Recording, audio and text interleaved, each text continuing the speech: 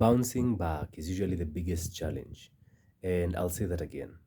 Bouncing back is usually the biggest challenge. And this goes out to anyone who's kind of struggling with maintaining a practice or after failure. What happens? What do you do after you fail?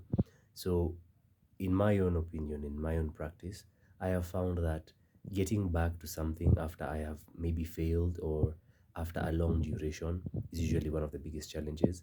And the main challenge comes from self criticism because I expected myself to be a certain way, to handle it a certain way, and it didn't go like that. So when that doesn't happen, instead of me handling, like being kind and just talking to myself the way I would talk to a friend, the the voices in my head that sounds schizophrenic, but it's not.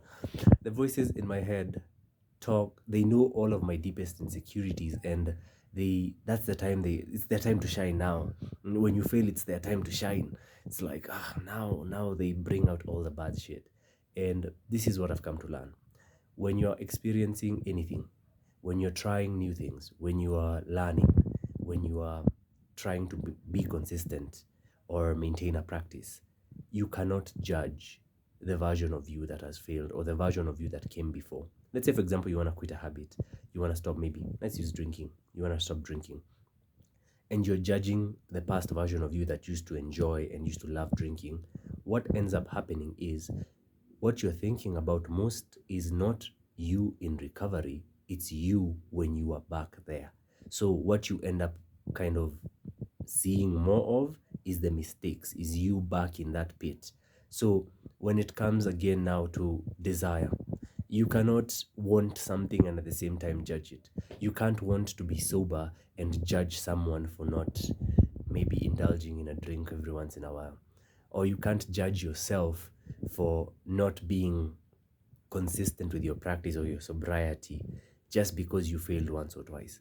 That judgment is self criticism, and that's what keeps you in that loop of trying, failing, judging yourself, trying again, failing, judging yourself, and you never go past that level.